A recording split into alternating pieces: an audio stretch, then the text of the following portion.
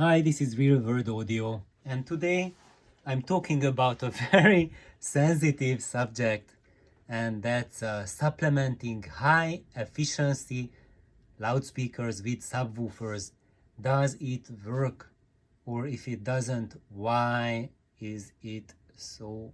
So let's look into the issue, what's going on, because we are now so used to using subwoofers with our normal stereo systems like your bookshelf speakers, for example, or other modern low sensitivity, low efficiency floor standards. They work great with subs, but how about ultra efficiency loudspeakers? Can you make them with subs? And let's look into the answer, what's going on. So in a real world scenario, when you have a loudspeaker that has an efficiency in the 80 dB range, and when you add a subwoofer in the same efficiency range, then that will work, because the dynamic range reproduced by both your main loudspeaker and your subwoofer are comparable.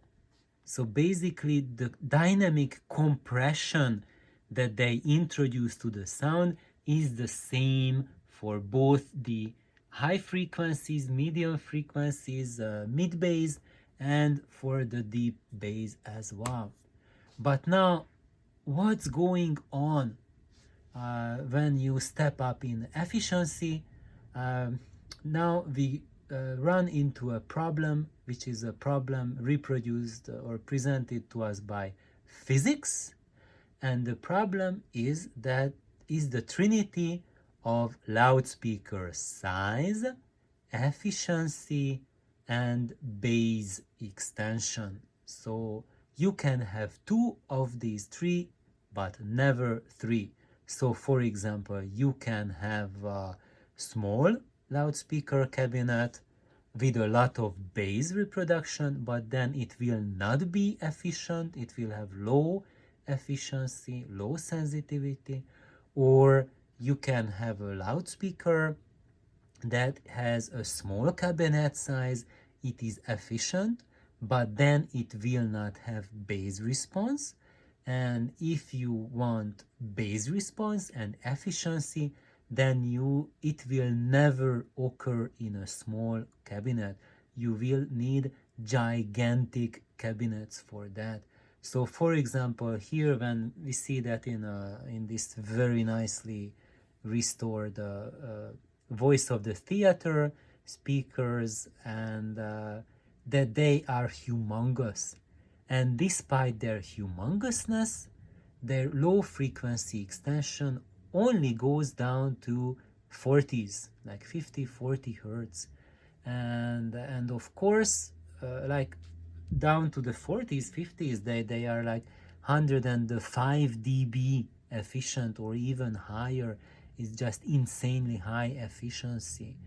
But then you would think that I would need that octave between 20 and 40 hertz, right? And how can you add that to the sound? If you add at the same sub that you added to your bookshelf speaker, will the same sub supplement the bass as well as it did for that low efficiency loudspeaker? And sadly, it will not. There you will have huge problems with it, and you cannot solve the efficiency gap by a low efficiency subwoofer. It will not work. It will work tremendously well with low efficiency loudspeakers, but not with high efficiency. And why? Let's have a look into it. That's because these loudspeakers compress the dynamic range only to a small bit, and the subwoofer compresses it much more. So it introduces more than 20 dB more compression into the dynamic range than your main driver. So it will give you a schizophrenic sound So everything that the sub reproduces, it will sound as if your music material, your recording engineer added a 20-30 dB compression to the music. So what can we do about that? This compression introduced by the sub creates an energy mismatch. And as you see, this is the compressed level that the subwoofer carries, and that's the uncompressed level that the main speakers carry. And we can do two things how to adjust the subwoofer's level compared to the main speaker. And we can match the full energy, the output energy level.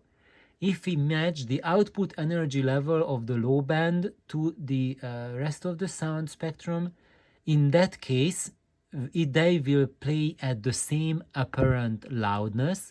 So now we have corrected, we are playing both of them at the same SPL, but here for the bass, we are now missing all of the dynamic peaks. It will sound compressed and lackluster. Now, we can change this phenomenon by adding level to the sub, right? Cranking the sub higher to fill in the energy. I'm sorry, I have to pause for a bit.